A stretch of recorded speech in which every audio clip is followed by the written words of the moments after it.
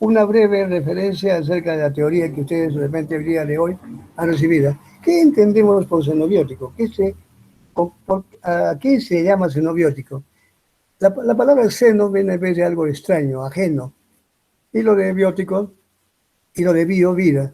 Por tanto, desde el punto de vista de la derivación de la palabra xenobiótico, se refiere a algo que no es extraño a una célula, un agente que está presente, pero que nosotros no lo podemos sintetizar. Así como dice aquí, un xenobiótico es una sustancia química ajena a nuestro organismo, que se encuentra dentro, pero que no se produce de manera natural. Es decir, si está dentro de nuestro organismo puede ingresar como alimento, puede ingresar accidentalmente, pero esa sustancia no la sintetizamos, no la formamos nosotros. Es un xenobiótico.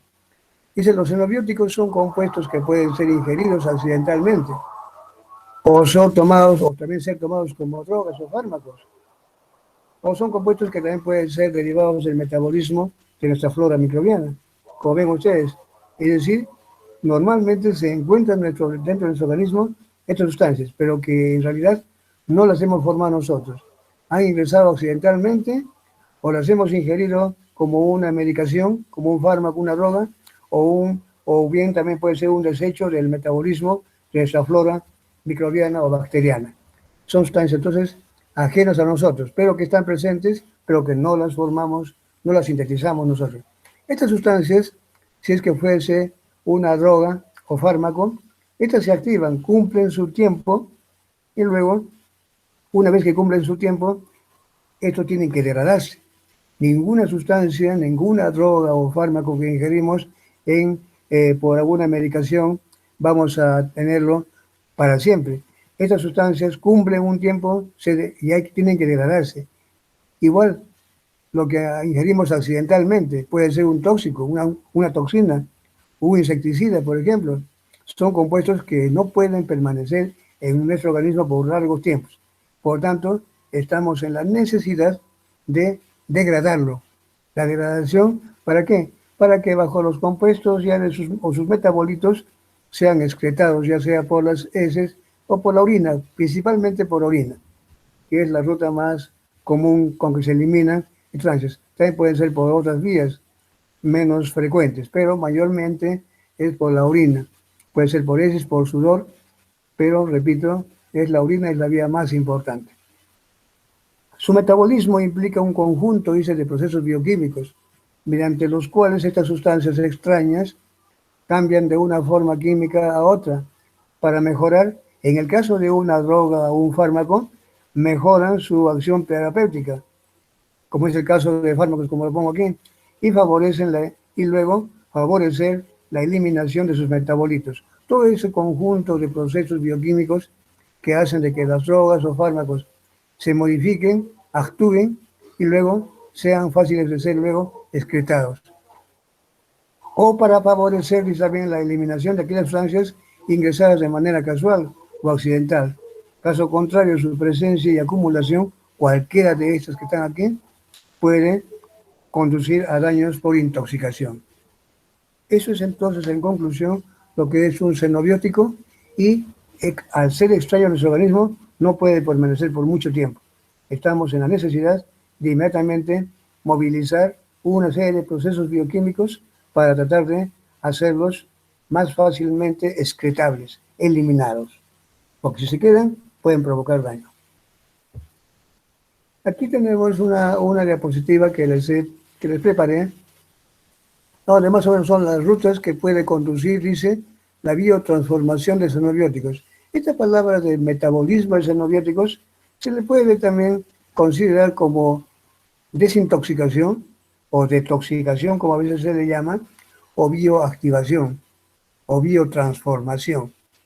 Entonces la biotransformación se refiere al metabolismo de xenobióticos, que en unos casos es desintoxicación o detoxificación, para el caso de sustancias que normalmente han entrado en forma accidental, casual, y que deben ser convertidos en metabolitos no reactivos, que sean hidrosolubles, no tóxicos y ser eliminados. La vía más común es la orina, dicho, pero también puede tomar otras rutas. También la biotransformación puede también tomarse el nombre de bioactivación, como dije en un comienzo. Un fármaco, en este caso, se puede transformar, convertir en una sustancia mucho más reactiva. En unos casos, para favorecer su acción, en otros casos también es todo lo contrario, se vuelven más tóxicos. Eso es una arma de doble filo. No siempre la biotransformación es para favorecer hacerlo no tóxico. En otros casos también los vuelve tóxicos. Y por lo tanto, al ser más tóxicos, ojo, tienen que ser eliminados. Estos pueden ser lípidos, proteínas o ADN. Estos pueden, miren, estos pueden provocar peroxidaciones lipídicas. Esos agentes tóxicos pueden provocar desnaturación de una proteína o pueden provocar genotoxicidad y mutaciones. Es decir, que estos metabolitos realmente, en muchos de los casos, esa biotransformación o bioactivación la hace en caso de un fármaco para que actúe y por lo tanto una vez que actúa tiene que ser eliminado. Lo que sí se queda, estos son tóxicos, en muchos casos de estos se vuelven más tóxicos y estos pueden provocar, como lo pongo aquí, peroxidaciones lipídicas, desnaturación de proteínas o puede provocar genotoxicidad por mutaciones. Es decir, por lo tanto, esto necesariamente requiere de una eliminación. Principales fuentes de xenobióticos. Seguramente también eso ya lo han visto en la clase de hoy, ¿cierto? Las principales fuentes, mira, eso lo tenemos básicamente a diario lo podemos ver. Drogas farmacéuticas. Aquí he puesto algunos, ¿no? No, sino que todo lo que ustedes compran o ven que se desprende en las farmacias, pues son compuestos que no son propios nuestros. Los tomamos para menguar algún mal, pero estos, una vez cumplida su acción, tienen que ser normalmente eliminados, metabolizados y convertidos en metabolitos para su eliminación. Si se quedan, pueden provocar más bien daño. Químicos industriales, aquí tenemos aspirina, antibióticos, tranquilizantes, acetaminofén, todos compuestos que normalmente los conocemos casi a diario. Químicos industriales, como el benceno, son solventes, por ejemplo, benceno, tricloroetileno, agentes blanqueadores, tetracloruro de carbono, detergentes, colorantes, como la beta-naftilamina, muy usados en el campo industrial como colorantes, otros como disolventes, otros como detergentes. Todas son sustancias ajenas y sin embargo los tenemos muy a diario. ¿Quién no lava ropa? Todo el tiempo tenemos allí hasta un ayudín también tiene detergente, hasta los haces y todas sus sustancias. Todos estos compuestos que usamos colorantes. También ahí vamos a ver los cosméticos, por ejemplo. Lápiz de labios, ojo. Hidratantes de la piel, para que no se noten las arrugas. Por ejemplo, mucha gente acude a estos. Pero son sustancias que a la larga hacen mal, son agentes extraños. Colorantes para el cabello, también. Muchos de estos son agentes cancerígenos. De repente no lo son como tales, pero en el afán de metabolizarlos para su eliminación, los convierte en agentes mucho más tóxicos y muchos de ellos son de tipo cancerígenos. Eso, por ejemplo, lo mencionan para el caso de colorantes de cabello. Así que no hay que abusar mucho de estos colorantes. Aditivos alimenticios, ¿qué quiere decir?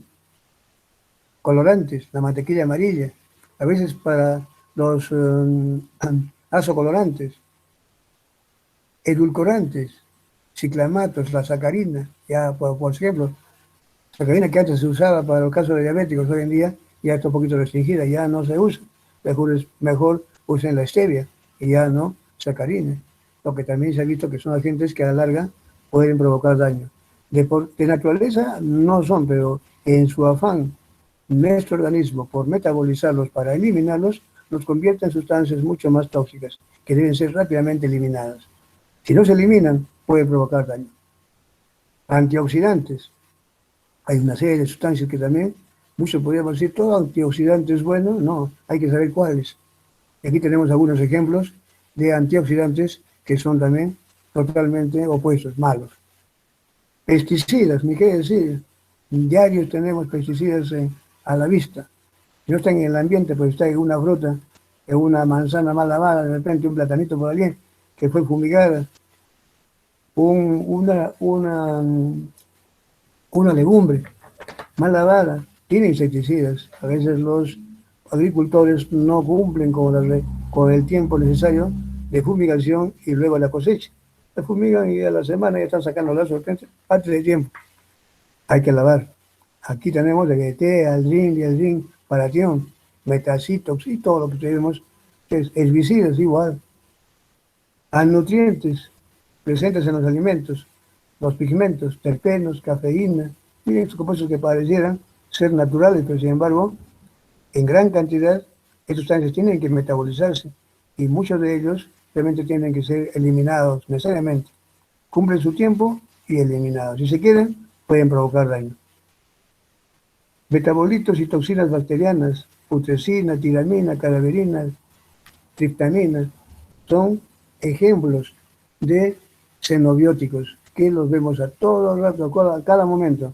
Sustancias que no los formamos, que pueden ingresar a nuestras vías digestivas o por vía inhalatoria y que a las finales tienen que ser necesariamente metabolizados para ser eliminados. Cuando hablamos de metabolismo de xenobióticos, todas estas sustancias que les acabo de mencionar, de diferente naturaleza, como ven ustedes, ¿qué implica el metabolismo de xenobióticos? Como creo que lo dice en un comienzo en la definición que les he dado del metabolismo de xenobióticos. Es un conjunto de procesos bioquímicos que conducen a estas sustancias ajenas a nuestro organismo a convertirlos en sustancias más solubles para favorecer su eliminación, principalmente la vía urinaria. Puede ser por heces, por sudor, pero la urinaria es la más común. Para que estos se eliminen así, pues primero tienen que ser convertidos en sustancias mucho más fácilmente solubles, acuosamente. Por lo tanto, y aquí hay dos fases, la fase 1 y la fase 2. Hay la mayoría de xenobióticos, X es una forma, y bueno, yo le puse aquí para representar un xenobiótico. Un xenobiótico 1, 2, 3 y 4. De todos los xenobióticos, la mayoría de los xenobióticos normalmente siguen las dos fases. Primero la fase 1 y luego la fase 2, y son eliminados. Pero hay también algunos que de frente ingresan y no pasan por la fase 1, pasan de frente por la fase, entran a la fase 2 y se eliminan. Otros que también pueden entrar a la fase 1 y de frente aquí se eliminan. Mira, aquí entonces pueden oxidarse, por ejemplo aquí, ¿qué reacciones implica la fase 1? Oxidación, reducción y hidrólisis, son las más comunes. Esos tres tipos de reacciones, oxidaciones, reducciones y hidrólisis, constituyen la fase 1. Unas pueden oxidarse y luego conjugarse, o también pueden oxidarse y eliminarse, no pasan a la fase 2. Igual, otros que lo pueden hacer, se reducen y se eliminan, o bien se reducen y se conjugan. Otros pueden hidrolizarse y se eliminan, otros pueden hidrolizarse y tienen que conjugarse. Pero la más común de todas ellas es donde los metabolitos, o mejor, los xenobióticos, ingresan, se oxidan, se conjugan luego y estos metabolitos excitados luego pasan a la fase y se pasan por la fase 1 y fase 2. Es lo más común, pero pueden haber estas otras. Y otras que ni siquiera hacen esto, fase 1, no pasan por la fase 1 diferente, pasan por la fase 2. Esas son las dos fases del metabolismo de xenobióticos. La fase 1 que constituye, no se olviden, reacciones de oxidación, reducción, hidrólisis. Ya sabemos entonces, pues si aquí hablo de oxidación, ya estaría hablando acá, y eso son reacciones enzimáticas, entonces aquí debe haber enzimas reductasas, oxidasas o deshidrogenasas, ¿cierto? Y aquí debe haber también hidrolasas. Son las enzimas propias de la fase 1. Cuando yo hable de oxidación o una deshidrogenación, una oxidorreducción, o una hidrólisis o hidrolasa, ya pues estoy hablando de la fase 1. Y la fase 2 es la fase de conjugación. Todo esto, ¿a qué cosa conlleva? A que en unos, cuando se oxidan, ya son solubles y pasan de frente pueden ser eliminados. Pero la mayor cantidad se oxidan, luego se conjugan. ¿Qué implica la conjugación? La conjugación implica la unión de estos metabolitos, de estas sustancias ajenas a nuestro organismo, la unión con otras sustancias, con otros compuestos propios de nuestro organismo. Se fusionan, se conjugan, por eso dice, y luego así se hacen solubles y son eliminados. Vamos a ver qué sustancias son las que se usan en esta fase de conjugación. Al final tengo una tablita allí que les voy a mostrar cuáles son las más comunes, pero ya les dije entonces que la conjugación, por ejemplo, constituye la fase en la cual este metabolito, ya sea habiéndose oxidado, reducido o hidrolizado, esos se unen a sustancias como por ejemplo el ácido glucurónico, a ciertos azúcares, y así ese conjunto son ya conjugados o unidos, se eliminan, se hacen mucho más solubles. Antes de eso, miren, hay una reacción muy común, muy propia, que es la que trata justamente el tema de hoy, es sobre un mecanismo que está implicado en la fase 1. Es una P450. Vamos a ver esto. Antes de eso, aquí teníamos visto lo que ya dije antes, las enzimas metabolizantes de xenobióticos. Bueno, en oxidación, aquí tenemos el P450, como les dije, alcohol deshidrogenasa, monooxigenasas flavino-dependientes, son deshidrogenasas, son oxidasas, por tanto aquí está oxidación, es fase 1. Cuando hablo de reducción, hablo de una reductasa. Acá hay un ejemplo, por ejemplo, cetona reductasa, pueden haber otras. Pero basta que diga reductasa, deshidrogenasa, P450, estoy hablando de fase 1, oxidación, reducción. O también puedo hablar de una epóxido hidrolasa, por ejemplo. Ya estoy hablando de una hidratación, o bien hablo de una esterasa, estoy hablando de hidrólisis. Estamos en fase 1. Pero cuando hay acá de conjugación, ojo, conjugación ya viene a ser fase 2. Y aquí otras enzimas. Como les dije hace un momento, esto implica la unión, la transferencia de una sustancia hacia el metabolito que se va a degradar o el agente xenobiótico. Por tanto, las enzimas llevan el nombre de transferasa, que está transfiriendo. Aquí puede haber, por ejemplo, el ácido glucurónico que les mencioné. El ácido glucurónico se va a unir. ¿Quién la trae? Una transferasa tiene que ser. Puede haber un grupo sulfato. ¿Quién viene? Una sulfotransferasa. Puede haber un grupo N-acetilo. ¿Quién lo trae? Una transferasa. Puede haber un grupo metilo que es transferido por alguien. ¿Quién lo trae? Una metiltransferasa. O bien el grupo glutatión que tiene que incluirse. Una glutatión transferasa. Esto, el nombre de transferasas, automáticamente, basta que escuchemos la palabra transferasa, ya estamos hablando de una enzima que está transfiriendo una sustancia a otra. Por tanto, la está conjugando. Estamos hablando de fase 2. Mientras cuando hablamos de esterasas, hidrolasas, reductasas, deshidrogenasas o P450, estamos hablando de fase 1. Eso es lo importante. Miren, aquí les tengo esa representación. Estructura tridimensional, por si acaso, es de la representación verdadera. No es, claro, aquí solamente se le ha hecho con varias representaciones, pero esta es la real. Cuando uno quiere ver de un citocromo P450.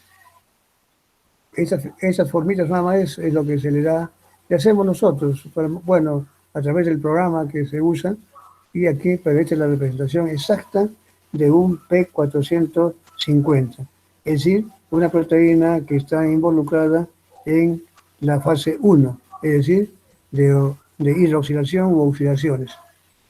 Esta es una proteína hemo, aquí tiene un grupo hemo, por tanto la proteína es una hemoproteína. Aquí se puede ver que hay giros en alfa hélices, hay bucles, esos especies de asas, y esto es el ligando. Puede ser Este es el xenobiótico, mejor dicho. ¿Por dónde se une? Hay un sitio donde se une el grupo hemo, que es un cofactor, y el ligando por otro.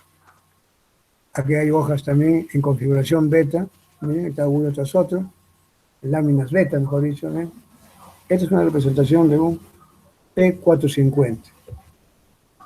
Ahí les estoy mostrando esta representación del flujo de electrones desde el NADP. Miren, cuando hablamos de, este es el sustrato xenobiótico a ser metabolizado. Para que este sustrato, una vez cumplido, si es que es accidental, tiene que ser eliminado. Si es un fármaco, él tiene que cumplir su función y nuevamente ser eliminado. Sea uno o sea el otro, es un agente extraño. ¿Y quién lo hace todo? ¿Quién hace todo eso? El P450. Bueno, digo, no en todos los casos, pero hay situaciones donde el P450 es muy, ¿qué les digo?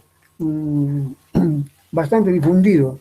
Es uno de los que participan mucho más, pero también pueden haber otras enzimas, también de la fase 1, que participan, por ejemplo, las hidrolasas.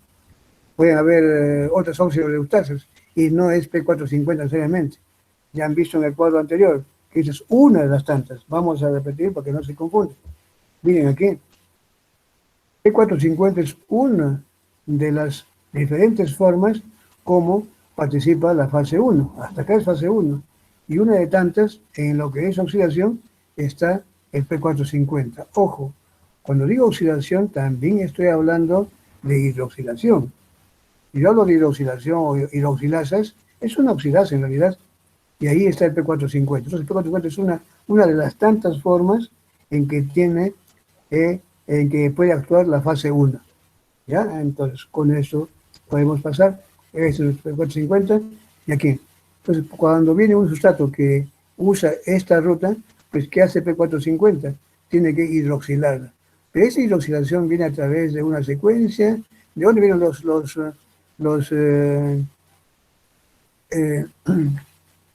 los hidrógenos y el oxígeno? El oxígeno es el ambiente. ¿Y los hidrógenos de dónde vienen?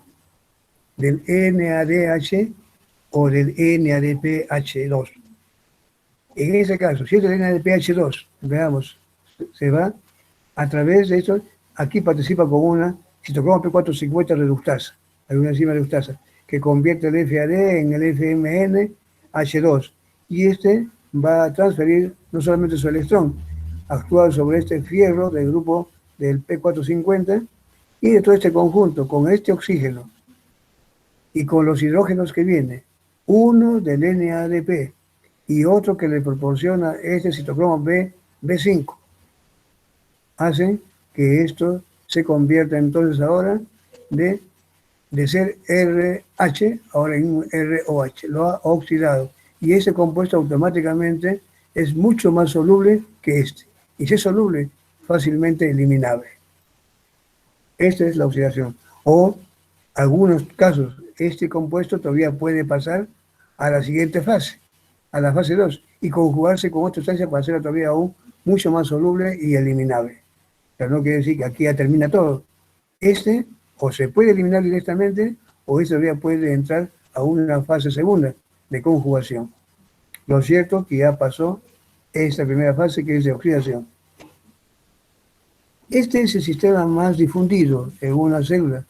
Este es, como lo pongo acá, es el flujo de electrones del NADP o del NAD, de los dos, al citocromo P450, durante el metabolismo de xenobióticos, a nivel de la membrana del retículo endoplásmico microsomal.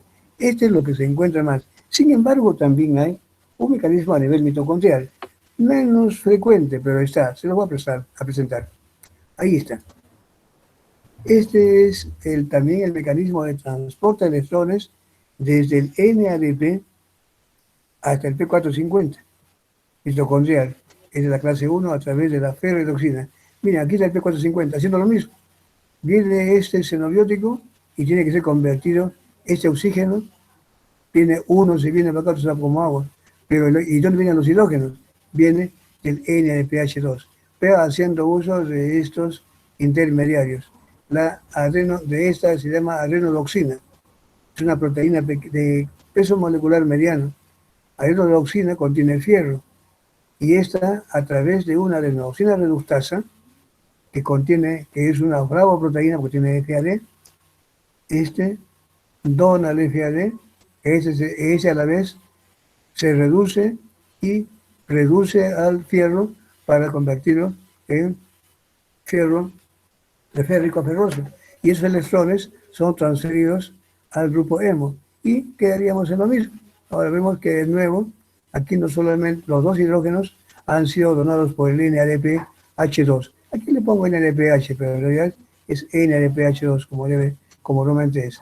Y aquí entonces han viajado electrones y los hidrógenos que son ensamblados o dados al seno biótico para convertirlo en su forma hidroxilada. Y con esto prácticamente favoreciendo su solubilidad y eliminación, o en todo caso, haciéndolo más fácil que reaccione en la fase 2, se conjugue con otra sustancia y lo convierta aún en una sustancia mucho más fácilmente eliminable. Entonces son dos mecanismos, este que usa la renodoxina y la adenosina reductasa, y la otra que es el citocromo B5 y esa citocromo B5 reductasa, que hemos visto en la anterior, esa de cáncer, ¿no? La citocromo P45 reductasa o la citocromo B5. Las dos hacen llegar un hidrógeno y electrones, hidrógenos y electrones, para que esto se convierta en su forma hidroxilada. Esto es lo más común, pero no nos olvidemos que también existe otra aquí, que viene a ser la que ocurre a nivel mitocondrial. Aquí está lo mismo, solamente que he explicado, miren lo mismo que les puse hace un rato. ¿Cómo podemos convertir esto en esa posición? Pues siempre y cuando que alguien le envíe no solamente electrones, sino también hidrógenos. Y este se encarga de proporcionar justamente los hidrógenos y electrones a través de todo este complejo de adenosina, reductasa, adenosina y este P450 que es este que está aquí. Lo mismo, básicamente queda lo bonito como está aquí, hace este cambio. La misma representación está arriba y abajo. Algo que también le aumenté aquí, me estaba mirando justamente en la mañana, dije, no, pero tenemos que poner, hay una pregunta, me parece, ahí en lo que les han puesto, que les hemos puesto para ustedes en esta vez, y hay una, ¿cómo se metaboliza el etanol? El etanol tiene un sistema de metabolización bastante particular. Hay tres enzimas, en realidad, tres mecanismos por el cual el etanol se metaboliza.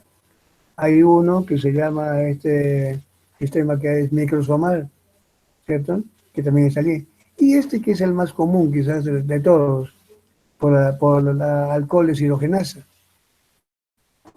Este es el alcohol deshidrogenasa. Esta enzima que les estoy mostrando aquí, esta, ADH, es alcohol deshidrogenasa. El etanol, bueno, eso es el etanol, porque alcohol puede ser cualquiera.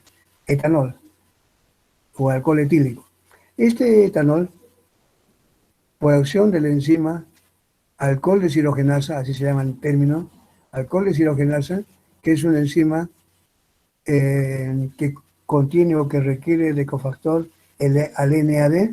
El NAD viene aquí y se reduce, quedando como NADH más H. ¿En qué ha quedado convertido el etanol? En este intermediario, que es el acetaldehído. Este acetaldehído, que es este compuesto ahora, nuevamente es el sustrato para la siguiente reacción que viene, la acetaldehído deshidrogenasa.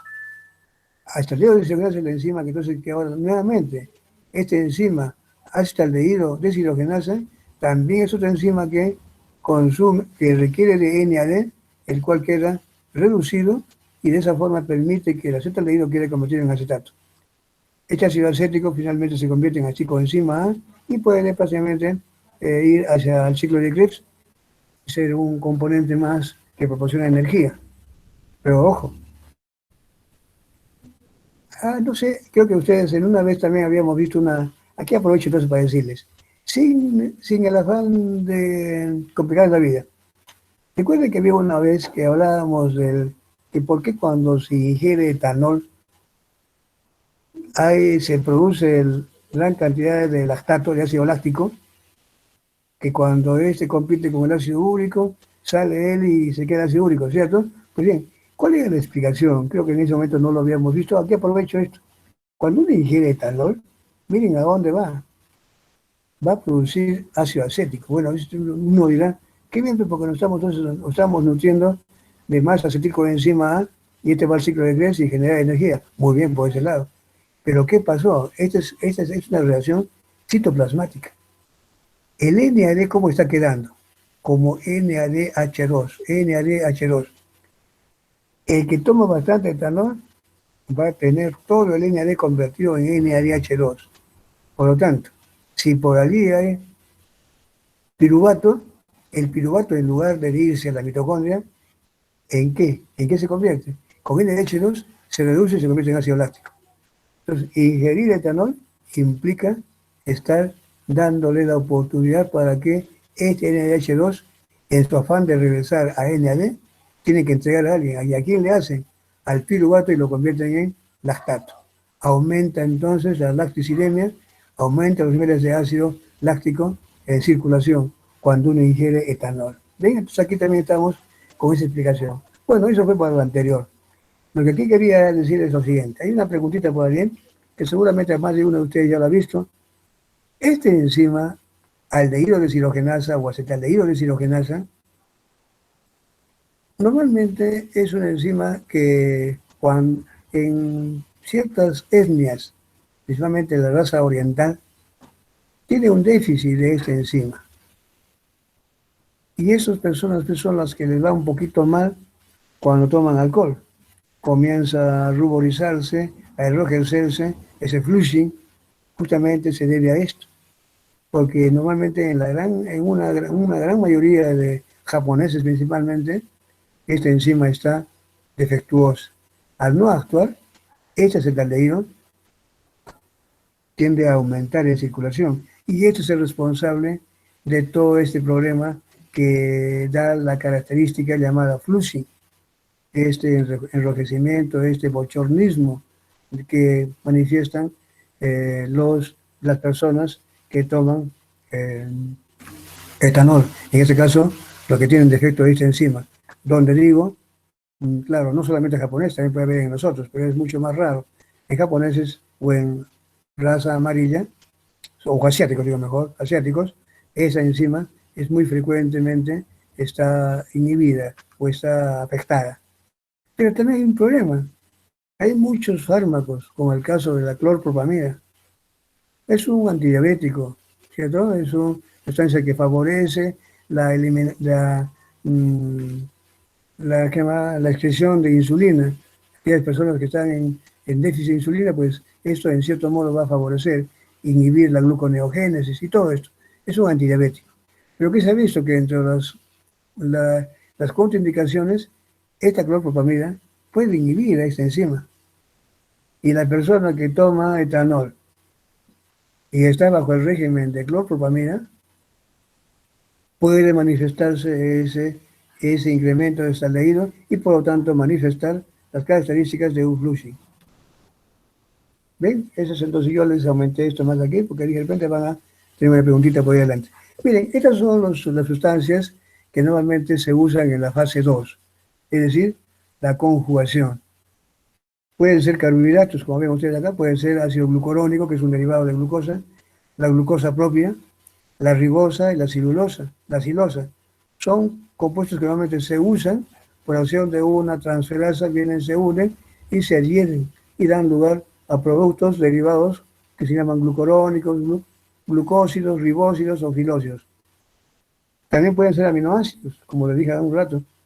Puede ser glicina, glutatión, ornitina, glutamina, que por acción de transferasas vienen, unen a los xenobióticos y dan lugar a compuestos que, por ejemplo, pueden tomar simplemente nombres derivados de glicina, o bien nombres propios, como el caso de acá del glutatión, que ha sido ácido mercaftúrico, por ejemplo, en algunos casos. Si no, también puede llevar simplemente acá derivados de ornitina, derivados de glutamina.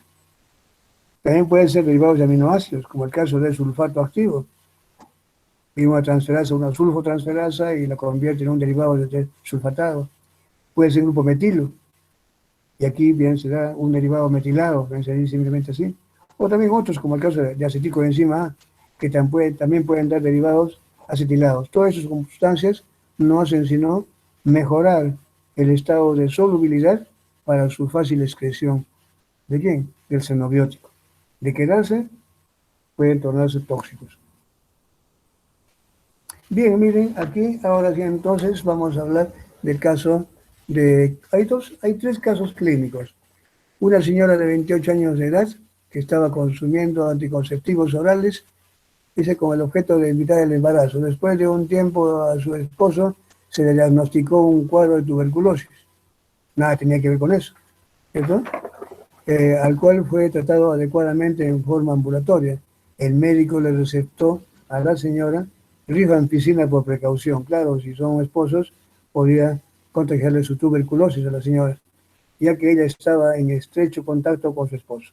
A los pocos meses la señora resultó embarazada, a pesar de haber seguido con el uso de los anticonceptivos orales, sin descuidarse. Entonces aquí va a haber preguntas. ¿Qué le pasó? ¿Por qué se embarazó esta señora habiendo estado con anticonceptivos? ¿Cierto? Entonces algo tenía que ver con el esposo. ¿Qué fue lo que le estaría provocando? Entonces, porque la señora, a pesar de estar con anticonceptivos orales, ojo, para precaución se le dio rifampicina. ¿Qué ha hecho rifampicina para que la señora resulte embarazada? Sobre eso va una pregunta. El otro caso es de un paciente de 45 años de edad que hacía algunos años que se le había diagnosticado que padecía de gota, pero que en el momento actual estaba en fase de remisión, pero siendo tratado únicamente con una dieta adecuada y fenilbutazona, una droga antiinflamatoria.